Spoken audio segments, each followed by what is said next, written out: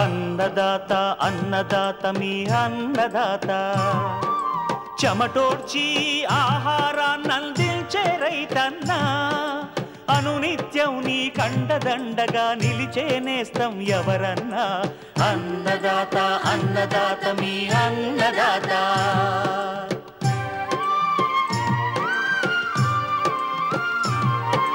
నూతన రీతుల సాగుబడికి నూరింతలు పెరిగే దిగుబడికి సూచనలిచ్చే సస్య రక్షణకు పశు పోషణకి శాస్త్ర విజ్ఞానం అందించి ముందుకు నడిపే తెలుగు రైతు భారతదేశానికి మకుటం అయ్యేలా తీర్చిదిద్దే ఆశయంతో మిమ్ము మేలు కొలిపేది అన్నదాత అన్నదాత అన్నదాత మీ అన్నదాత అన్నదాత అన్నదాత మీ అన్నదాత.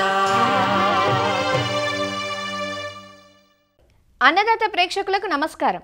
ఈనాటి ముఖ్యాంశాలు: వేసవి టమాటా సాగులో మెలకువలు,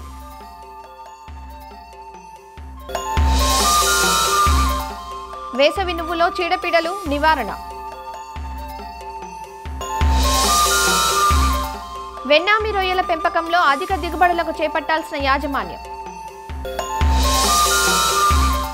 ఇంకా జై కిసాన్ వ్యవసాయ సమాచారం.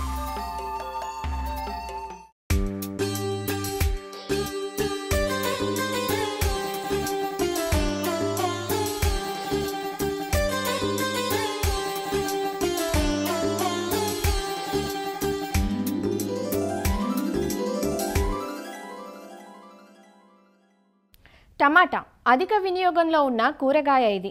కిలో ₹1.50 దిగజారినా, అమాంతం ₹50 ఎగబాకినా అది టమాటోకే చెల్లుతుంది. ధర దక్కినప్పుడు అపురూపంగా చూసుకునే టమాటాను ధర లేని సమయాల్లో కోత కూలీ కూడా దక్కక రోడ్డుపాలు చేసిన సందర్భాలు ఎన్నో. అందుకే ఎన్ని ఒడిదుడుకులున్నా ఒక సీజన్లో కాకపోతే మరో సీజన్లోనైనా కాలం కలిసొస్తుందనే ఆశతో రైతులు టమాటాను సాగు చేస్తుంటారు. సాధారణంగా ఎండాకాలంలో మార్చి నుంచి జూలై మాసం వచ్చేంత వరకు టమాటాకు మంచి గిరాకీ ఉంటుంది. పొలాన్ని విభజించుకొని దఫదఫాలుగా నాటుకుంటే రైతులు ధరల ఆటుపోట్ల నుంచి కొంతవరకు తట్టుకునే అవకాశం ఉంటుంది.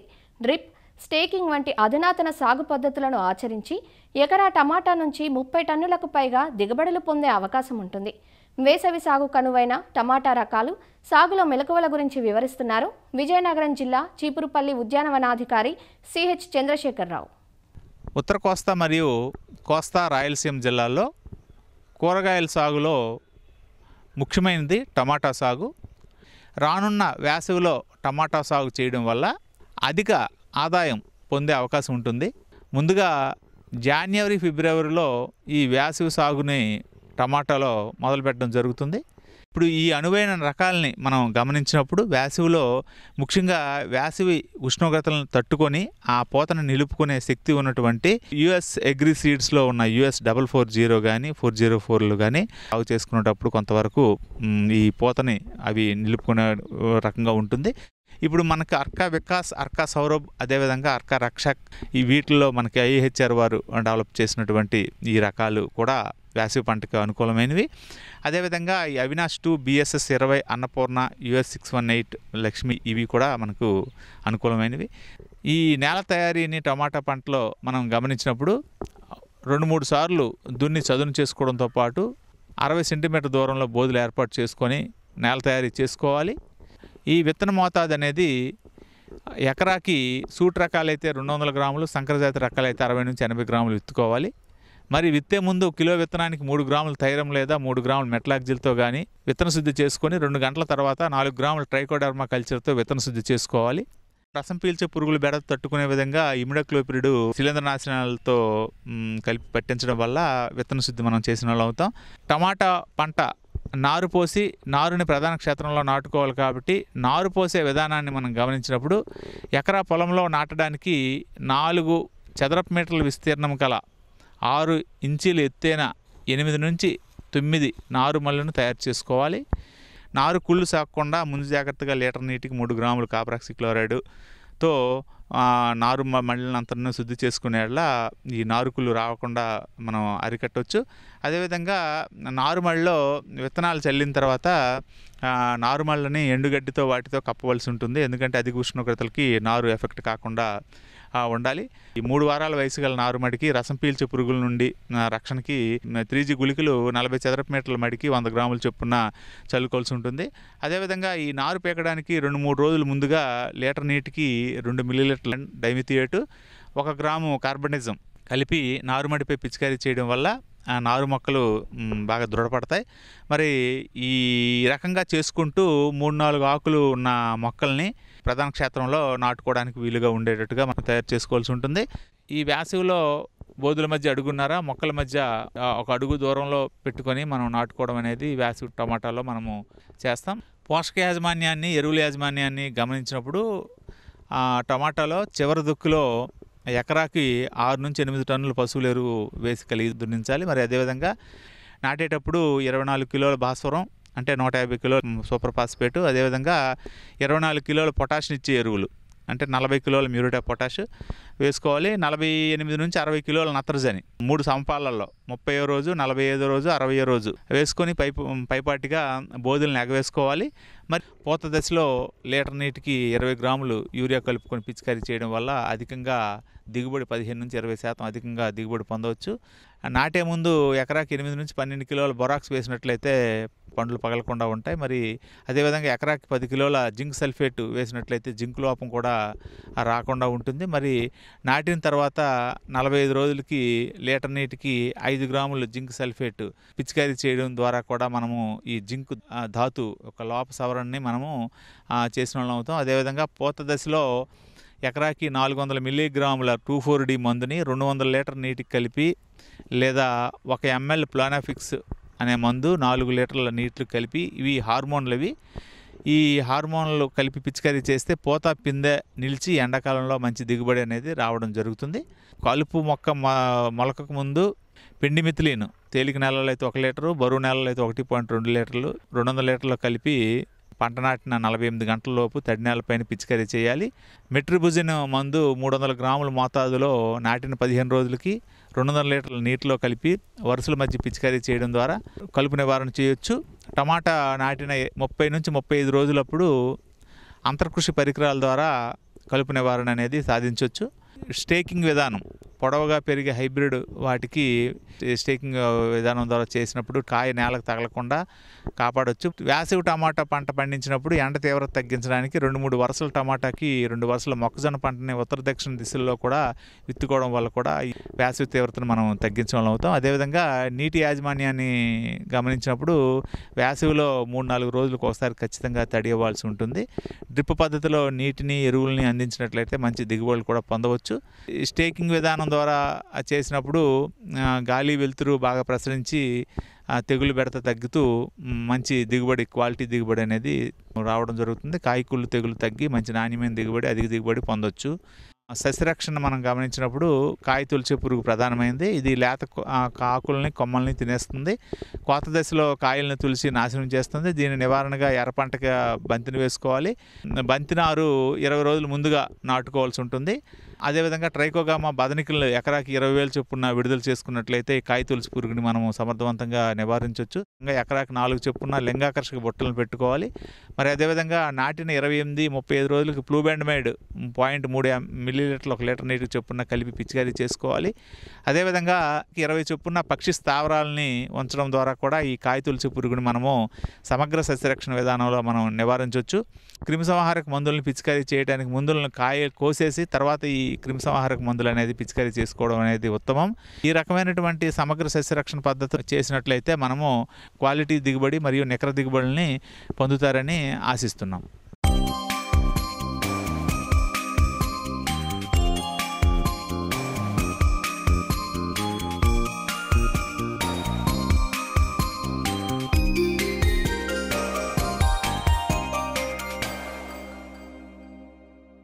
తెలంగాణ జిల్లాల్లో వేసవిలో సాగు చేసే నూనె గింజల పంటల్లో ప్రధానమైనది నువ్వు. ముఖ్యంగా ప్రత్తి, పసుపు వంటి పంటలను తీసేసిన తర్వాత స్వల్పకాలంలో వచ్చే నువ్వును ప్రాంతాన్ని బట్టి జనవరి 15 నుంచి ఫిబ్రవరి 15 వరకు విత్తుకుంటూ ఉంటారు. ప్రస్తుతం పంట శాఖీయ దశలో పూత దశలో ఉండగా చీడపీడల సమస్య పెరుగుతోంది.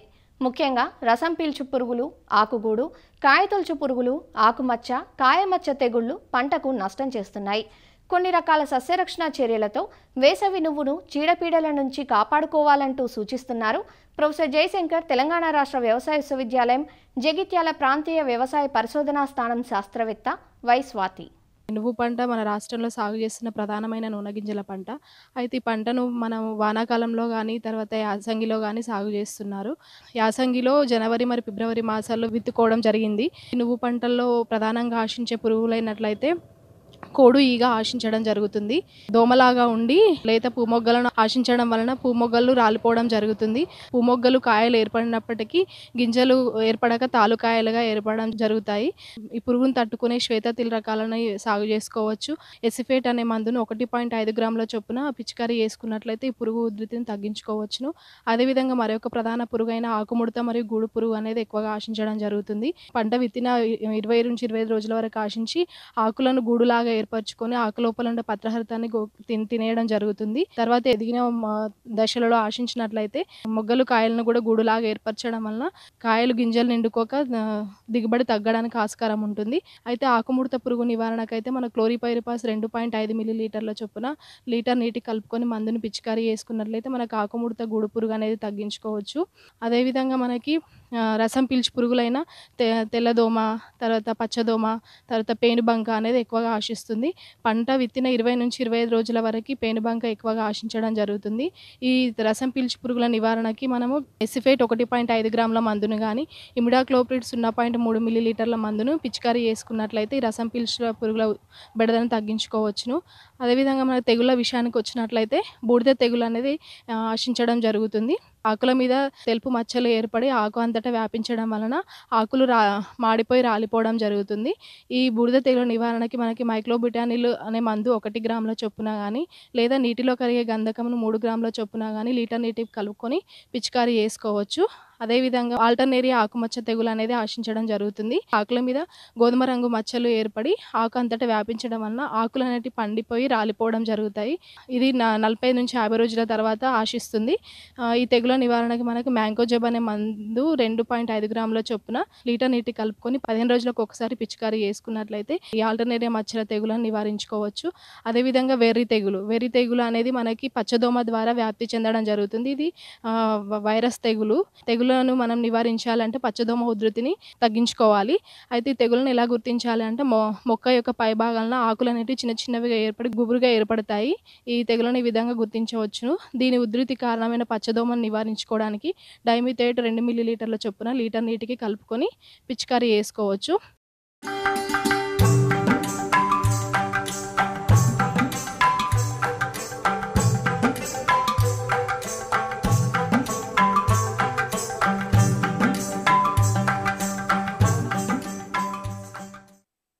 ఆక్వా సాగులో ఒక సునామీలాగా వచ్చిన వెన్నామి రొయ్యల పెంపకంలో రైతులు తొలినాళ్లలో అధిక దిగుబడులనే సాధించారు.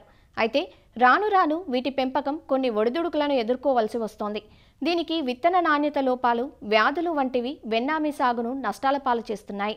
టైగర్ రొయ్యతో పోలిస్తే వెన్నామి రొయ్యలు కొంచెం సున్నిత జీవులు. నీటిలో వచ్చే మార్పులు, వాతావరణ ఒడిదుడుకులు, మేత మార్పులు ఇవన్నీ పెంపకం మీద ప్రత్యక్ష, పరోక్ష ప్రభావాన్ని చూపుతాయి. ఈ సవాళ్లను అధిగమిస్తూ వెన్నామి రొయ్యల పెంపకంలో అధిక దిగుబడులు సాధించాలంటే ఆది నుంచి పెంపకంలో కొన్ని రకాల యాజమాన్య చర్యలు చేపట్టాల్సి ఉంటుంది. ఆ వివరాలు మనకందిస్తున్నారు ఆచార్య ఎన్జీ రంగా వ్యవసాయ విశ్వవిద్యాలయం, నెల్లూరు జిల్లా కృషి విజ్ఞాన కేంద్రం మత్స్య విభాగం శాస్త్రవేత్త డాక్టర్ హరిసాధు. వెన్నామి రొయ్యల సాగులో మేలైన యాజమాన్య పద్ధతుల గురించి మాట్లాడబోతున్నాం. వెన్నామి రొయ్యలు అనేది నీటి మొత్తం వాల్యూమ్ మొత్తాన్ని ఉపయోగించుకుంటారు. దాదాపు ఎకరాకి 2 నుంచి 3 లక్షలు కూడా స్టాక్ చేస్తున్నారు. కొందరు 5 లక్షలు కూడా స్టాక్ చేస్తున్నారు. 5 లక్షలు స్టాక్ చేసే రైతులు ప్రధానంగా వాళ్ళు పార్షియల్ హార్వెస్ట్ అనేది ఎయిమ్గా తీసుకుంటారు. పార్షియల్ హార్వెస్ట్లో భాగంగా మనం ఏం చేస్తారంటే మనకు రొయ్యలు స్టాక్ చేసినప్పుడు 100 కౌంట్లోనే దాదాపు మనం ఒక మోర్ దాన్ 50% రొయ్యలని మనం పట్టేసినట్లయితే మనకు అనుకూలత ఉంటుంది. మనం స్థలాన్ని ఎంచుకునేటప్పుడే నీటి యొక్క వనరులు చూసుకోవాలి. అలానే నేల యొక్క స్వభావం మనం తెలుసుకోవాలి.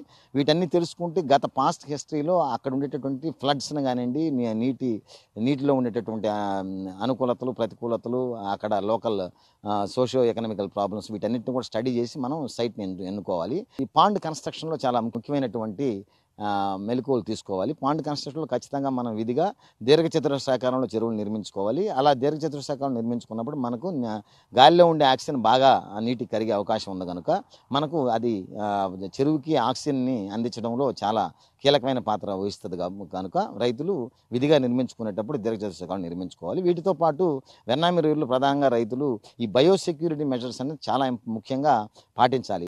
బయోసెక్యూరిటీ మెజర్లో భాగంగా మనకు 2 అంశాలు ఉన్నాయి. ప్రధానంగా క్రాప్ ఫెన్సింగ్ ఒకటి ఉంది, బర్డ్ ఫెన్సింగ్ ఒకటి ఉంది.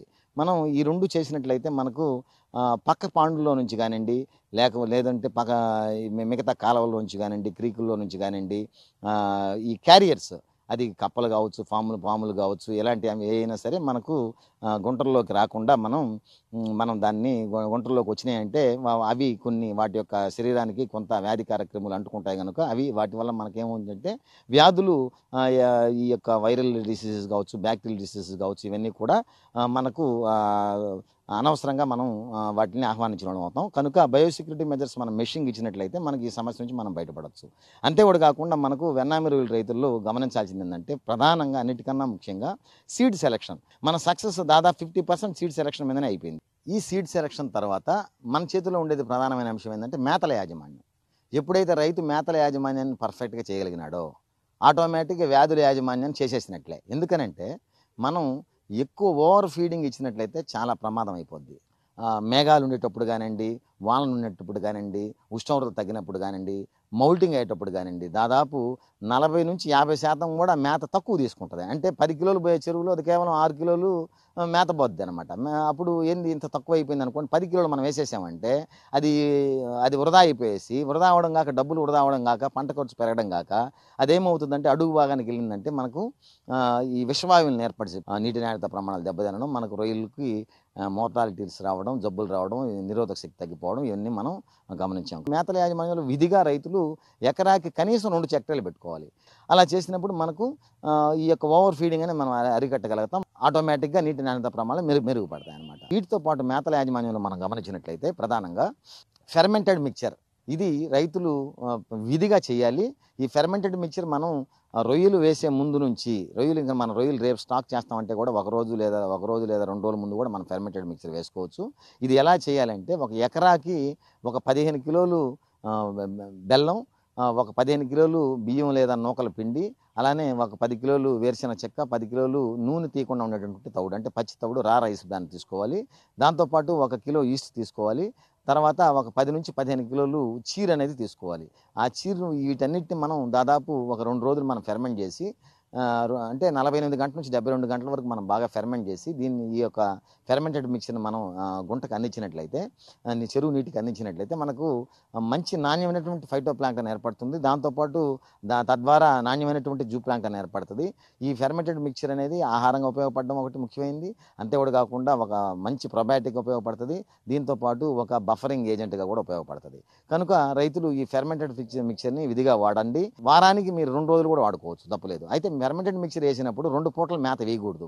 మన ఉద్దేశం ఏంటంటే ఫెర్మెంటెడ్ మిక్చర్ వేసేసి మేత కూడా వేసామంటే మళ్ళీ ప్రాబ్లం అయిపోద్ది. మేతగా వేయకూడదు. మేత వేయం కాబట్టి మనకు ప్రొడక్షన్ కాస్ట్ పెరగదు, మనం అనుకూలంగా ఉంటుంది. వ్యాధుల యాజమాన్య పద్ధతులు మనం గమనించినట్లయితే ఎప్పుడైతే మనం ఈ బయోసెక్యూరిటీ మెజర్స్ పాటించడం, వీక్లీ వన్స్ నీటి నాణ్యత ప్రమాణాన్ని చూసుకోవడం, నీళ్లు చెక్కబడకుండా చూసుకోవడం, అంతేకాదు కాకుండా మనం అన్నట్టు మేతలు సెక్టరీ మానిటరింగ్ అనేది మోస్ట్ ఇంపార్టెంట్.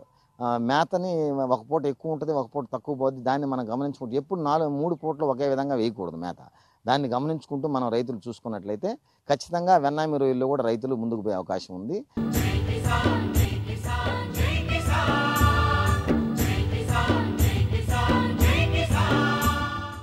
వ్యవసాయ సమాచారం ఇప్పుడు జై కిసాన్లో చూద్దాం. కృష్ణా జిల్లా మోపిదేవి మండలం కొక్కిలిగడ్డ గ్రామానికి చెందిన ముమ్మనేని మోతీలాల్ గత ఏడాది నుంచి సేంద్రియ బెల్లం తయారు చేస్తున్నాడు. 3 ఎకరాల్లో చెరకు సాగు చేస్తున్న ఈ రైతు సాగు నుంచి బెల్లం తయారీ వరకు ఎలాంటి రసాయనాలు వినియోగించడం లేదని చెబుతున్నాడు. కేజీ బెల్లాన్ని 100 రూపాయల వరకు విక్రయం చేస్తున్నాడు. గతంలో జిల్లాలోని ఘంటసాల, చల్లపల్లి, మోపిదేవి, అవనిగడ్డ మండలాల్లో అధిక శాతం రైతులు చెరుకును సాగు చేసి చల్లపల్లి మండలం లక్ష్మీపురం గ్రామంలో ఉన్న కేసీపీ చక్కెర కర్మాగారానికి పంటను తోలేవారు. అయితే గత 4 సంవత్సరాల క్రితం ఫ్యాక్టరీ మూతపడటంతో చెరకు విస్తీర్ణం తగ్గుతూ వచ్చింది. అయితే అతి కొద్ది మంది రైతులు మాత్రం చెరకును బెల్లంగా మార్చి విక్రయాలు సాగిస్తున్నారు. మేము ఆర్గానిక్ బెల్లంగా గత సంవత్సరం నుంచి మొదలుపెట్టాం. మేము 3 ఎకరాలు ఆర్గానిక్ వ్యవసాయం చేస్తున్నాం. మా నాన్నగారు 1985 ముందు బెల్లం ఉండేవాళ్ళు. తర్వాత ఫ్యాక్టరీతో తోలేము. అది మూతపడటంతో ఆర్గానిక్ గా చేద్దామని ఓన్లీ రాతి సున్నమును బెండకాయ పౌడర్తోనే ఇచ్చేసి ఆర్గానిక్ గా చేసి అందరికీ మంచి బెల్లాన్ని అందించాలనే ఉద్దేశంతో ఈ ప్రయత్నం మొదలు పెట్టామండి. వెరైటీ వేస్తున్నామండి మేము. అది బెల్లానికి బాగుంటుంది, మంచి రుచికరంగాను ఉంటుంది, నాణ్యతగా కలిగి ఉంటుంది. 1 సంవత్సరం వరకు నిల్వ ఉండే అవకాశం మట్టికి ఇది బెల్లానికి ఉందండి. గోమూత్రం, ఆవు గోమయం బట్టి 2తోనూ పెంచుతున్నామండి. కొంత పుట్టమన్ను ఇదేసి మనం అవి పిచికారీ చేస్తున్నాము 3-4 సార్లు. ముందు పశువుల ఎరువు బాగా ఎక్కువగా తోలి దుక్కిలో బాగా చేసాము. 4 టన్నుల బెల్లం వరకు తయారు చేసామండి. రోజు 400 కేజీల దాకా తీస్తున్నాము. రోజు 2 సార్ల పేనాలతో తీసి ఇట్లా కంటిన్యూగా చేయాలనే ఉద్దేశంతో ఈ బ్యాంకులు కనుక సబ్సిడీ ఇస్తే మరింత ప్రోత్సాహంగా ఉంటుందండి. పెడతానికి దరిదాపు కాస్ట్ ఒక 5 లక్షల దాకా అవుతుందండి. ప్రజలకి మంచి బెల్లం అందించాలనే ఉద్దేశంతోనే ఈ ఆర్గానిక్ది మేము చేస్తున్నామండి. బెల్లం తయారీ, విక్రయాల ద్వారా ఉపాధి పొందుతున్నామని స్థానిక కూలీలు చెబుతున్నారు. బెల్లం నాణ్యంగా ఉండటంతో మంచి డిమాండ్ ఉంటోందని వారంటున్నారు. పులసనం వేసి వండుతున్నామండి. షుగర్లో తీసుకొచ్చాండి. దీన్ని చెరుకు నరుక్కొచ్చండి, కసరు ఆడి దాంట్లో రసం తీసండి, అప్పుడు కళాయిలో కుదిలి ఓన్లీ గులసనం వేసి వండుతామండి. చాలా బాగుంటుందండి బెల్లం. ప్రతి ఊరు తినొచ్చండి. ఇది పూర్వం ఇది ఫ్యాక్టరీ తొలివూరు అండి. ఫ్యాక్టరీ మూసేశాక ఈ బెల్లం ఆడుతున్నారండి. గతంలో చెరుకు కొట్టేవాళ్ళం అండి. ఆ చెరుకు ఫ్యాక్టరీ మూసేశారు. లక్ష్మీపురం ఫ్యాక్టరీ మూసేశారు. ఇప్పుడు మా ఓనర్ గారు ఆర్గానిక్ బెల్లం కసరు పెట్టారు. మేము వండుతున్నామండి. 15 మంది దాకాను డైలీ పని చూపిస్తున్నారండి. మాకు బెల్లం వండుతున్నారండి. బాగుంటుంది బెల్లం. షుగర్ వాళ్ళకి కూడా ఉపయోగిస్తుంది. చక్కగా ఉంటుంది. బూరెలకి, అరిసెలకి బాగుంటుంది. అందుకని మాకు పని కూడా రైతు గారు చూపిస్తున్నాడు. పనికి వస్తున్నాము, చేస్తున్నాము. మా ఊర్లో ఆర్గానిక్గా వండాలని బెల్లం పెట్టారు. ఈ రోజుల్లో అన్ని బెల్లాల్లోనూ కెమికల్స్, హైడ్రోస్, సూపర్, షుగర్ వేసి వండుతున్నారు. షుగర్లో కూడా చాలా కెమికల్సే కలుస్తాయి. కాబట్టి అలాంటి బెల్లం తినడం వల్ల ఆరోగ్యానికి చాలా హానికరం. సో అందుకని ఆర్గానిక్ బెల్లం తినడం మంచిది. అందరికీ ఆరోగ్యం, షుగర్ పేషెంట్స్కి కూడా చాలా మంచిది. హెల్త్ బెనిఫిట్స్ చాలా ఉంటాయి. ఇది 1 మంత్ నుండి తయారు చేస్తున్నారు మా ఊర్లో. ఆల్రెడీ కొన్న వాళ్ళు కూడా మళ్ళీ కావాలని వచ్చి తీసుకెళ్ళడము, ఫోన్స్ చేసి ఆర్డర్స్ ఇవ్వడము, పార్సిల్స్ అడుగుతున్నారు. సహజ విధానాల్లో ఉత్పత్తి అవుతున్న బెల్లానికి రోజురోజుకి డిమాండ్ పెరుగుతున్న పరిస్థితుల్లో రైతులకు రాయితీలు అందిస్తే మరింత మంది ముందుకొస్తారని, తద్వారా సాగు విస్తీర్ణంతో పాటు బెల్లం ఉత్పత్తి పెరుగుతుందని రైతులు అభిప్రాయపడుతున్నారు. మరిన్ని విభిన్న అంశాలతో రేపటి అన్నదాతలో మళ్ళీ కలుసుకుందాం. అంతవరకు సెలవు. నమస్కారం. అన్నదాతలు తమ సందేహాలు, సమస్యలను 1800-425-4085 టోల్ ఫ్రీ నెంబర్లో ఉదయం 10 గంటల నుంచి 11 గంటల మధ్య పని దినాలలో సంప్రదించగలరు. ఈ కార్యక్రమాన్ని యూట్యూబ్లో www.youtube.com/అన్నదాత-ఈటీవీ లింక్ ద్వారా వీక్షించవచ్చు. అన్నదాత కథనాలు ఈటీవీ విన్ మొబైల్ యాప్లో వీక్షించండి.